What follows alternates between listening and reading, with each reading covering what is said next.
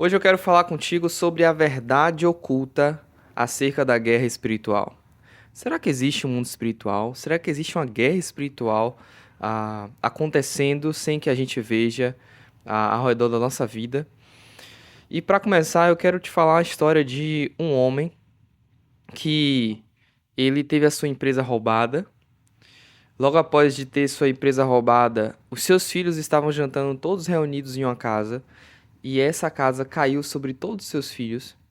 E logo depois ele teve lepra. E aí fica a pergunta que eu quero te fazer. Depois eu vou dar a resposta. Você acha que esse foi um acontecimento natural ou sobrenatural? Também ouvi a história de um homem que, após ter. Após não. Durante estar tendo uma atitude que iria salvar a vida do seu amigo, este amigo trai a ele. Ah, Isso você acha que foi um acontecimento natural ou sobrenatural? E por último, certo homem muito poderoso, ele tinha o que talvez muitos hoje diriam que seria a esquizofrenia. Ele tinha um empregado muito fiel a ele, um empregado muito habilidoso, e quando esse empregado servia a ele, ele começou a ter inveja do empregado e começou a lançar coisas para ferir o seu empregado. Você diria que é um acontecimento sobrenatural ou um acontecimento natural? Todas essas três histórias que eu te contei são histórias que estão na Bíblia e que relatam justamente o caso de Jó, que ah, teve todos os seus bens tomados, teve os seus filhos que jantavam juntos mortos e depois teve lepra. Relata também o caso de Jesus, que foi traído por Judas, e por fim relata o caso de Saul, que tinha inveja de Davi e lançava sua lança sobre ele. E em todos esses casos, a Bíblia, ela desvenda os bastidores de tudo isso e nos mostra que o diabo estava por trás de todas essas situações. Especificamente Saul, ali provavelmente era um demônio que diz no texto que é um espírito mau. E nós começamos a perceber através dessas coisas que nós podemos cair em dois extremos, como disse C.S. Lewis. A gente pode cair no extremo de pensar que tudo é espiritual. Então eu estou em casa tranquilamente, daqui a pouco eu sinto o barulho de uma porta batendo forte ou um copo que cai no chão. E aí eu já começo a repreender e não sei o que, e isso deve ser demônio, e isso deve ser aquilo. E não necessariamente, sabe? E a gente fica nessa paranoia. Mas a gente pode cair também em outro extremo, que é achar que nada é sobrenatural. Então a gente racionaliza tudo, a gente é cético, a gente é ateu, né? E os dois extremos estão errados. Porque a Bíblia nos mostra que ah, há um espaço para a gente pensar que não precisamos ficar paranoicos, que tudo tem uma razão espiritual, mas a Bíblia também nos mostra que existe sim uma realidade espiritual acontecendo ao redor das nossas vidas, acontecendo paralelamente à realidade física deste mundo, e que nós precisamos estar atentos porque dentro dessa realidade espiritual está acontecendo uma guerra a todo momento, né? E quando nós vamos para o livro de Efésios, Paulo vai nos falar justamente sobre isso. Ele vai dizer lá no final da carta, Efésios capítulo 6, versículos 10 até o 20, justamente sobre essa realidade da guerra espiritual. E o primeiro ponto que ele vai nos trazer sobre isso é dos versículos 10 a 13, onde ele vai nos mostrar que o nosso inimigo não é pessoas. Nosso inimigo não é carne e sangue, que é o termo que ele usa, não é pessoas. Mas o nosso verdadeiro inimigo é aqueles agentes, aqueles seres que estão no mundo espiritual e são do mal, e estão contra nós, porque nós servimos a Deus vivo. Quando nós vamos ao Apocalipse, nós vemos claramente isso, que o dragão ele persegue os discípulos de Jesus, né? Então, esse é o nosso verdadeiro inimigo. E isso muda o jeito que nós enxergamos a realidade, o jeito que nós enxergamos as coisas, porque Satanás ele vai tentar nos convencer o tempo todo que o nosso problema é as pessoas. Então acontece uma discussão, acontece um desentendimento, acontece um conflito, acontece uma decepção, uma frustração, acontece qualquer situação difícil que advém do pecado, e nós ficamos com raiva da pessoa, nós tentamos resolver a situação na força do nosso braço, nós tentamos ficar vendo na lógica como foi que aquilo chegou a acontecer. Nós sempre olhamos para como isso pode ter chegado nesse ponto e nós olhamos as atitudes das pessoas. Mas nós precisamos entender que é importante lembrar que há uma realidade espiritual por trás. Há algo acontecendo por trás de cada situação que vivemos, né? E que o diabo vai colocar ciladas, como Paulo vai dizer no versículo 11. O diabo vai colocar ciladas para nos tentar a não darmos bom testemunho de Deus, né? Outra coisa que nós precisamos pensar é como o diabo tem o diabo e a liderança do mal espiritualmente tem o domínio deste mundo, né?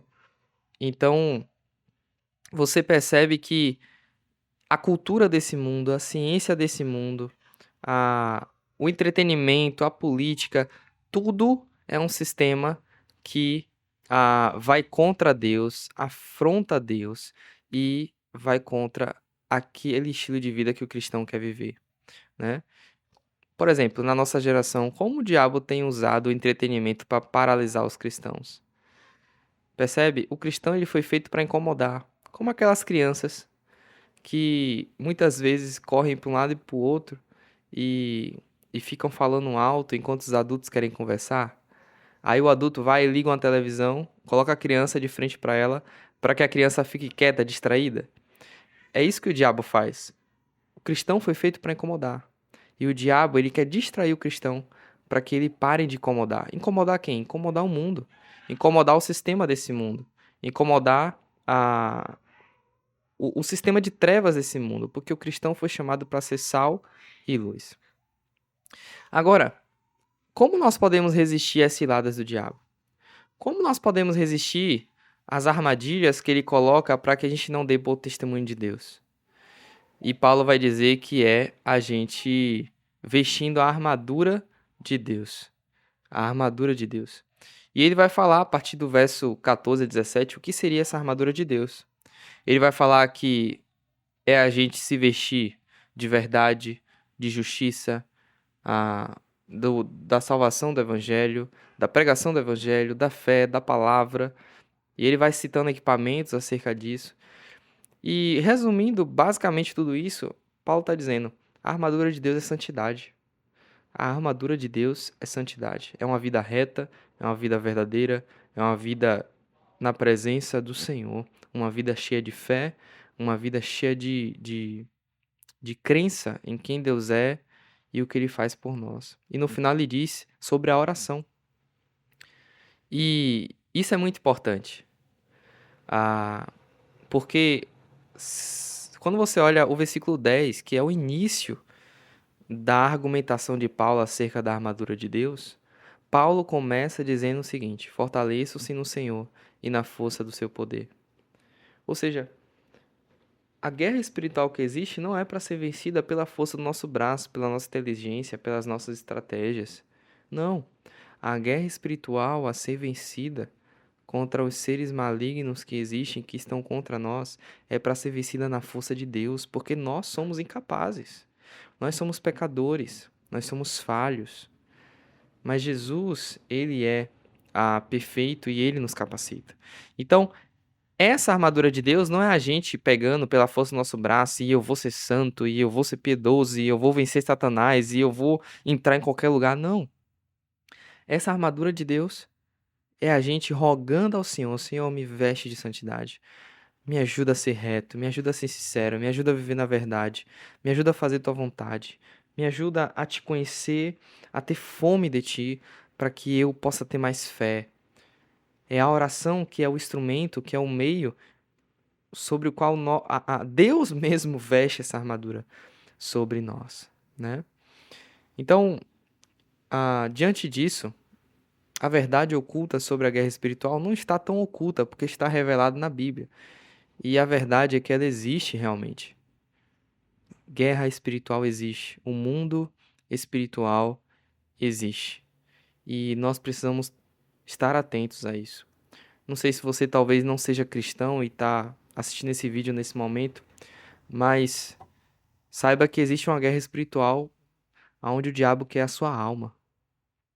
O diabo quer te distrair, quer te cegar, para que quando chegar o juízo final, você, ah, você seja achado indesculpável diante de Deus, seja achado culpado diante de Deus. Que você seja achado fora da salvação de Jesus Cristo.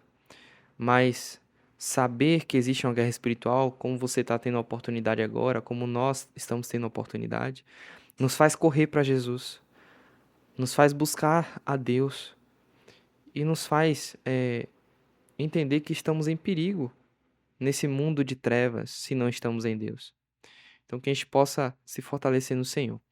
3 motivos de oração que a gente pode orar e também aplicar nas nossas vidas. Primeiro, não ataque e foque em pessoas, mas tenha discernimento e foque no que está por trás das pessoas, no que está por trás das situações difíceis que passamos. Segundo, ore para que Deus te ajude. Oremos para que Deus nos ajude a vivermos uma vida de sinceridade, justiça, cheia de fé no Senhor, guardando a sua palavra e com os joelhos no chão. É assim que a gente vai permanecer inabaláveis diante da guerra espiritual. E terceiro, que a gente possa interceder uns pelos outros, orar uns pelos outros. Porque muitas vezes nós estamos cheios da armadura de Deus, mas o nosso próximo, o nosso irmão, ele está fraco. E nós precisamos orar por ele e dizer: Senhor, veste ele com tua armadura nesse momento. Se você gostou desse vídeo, deixa um gostei, se inscreve no canal, compartilha com seus amigos. Que Deus te abençoe.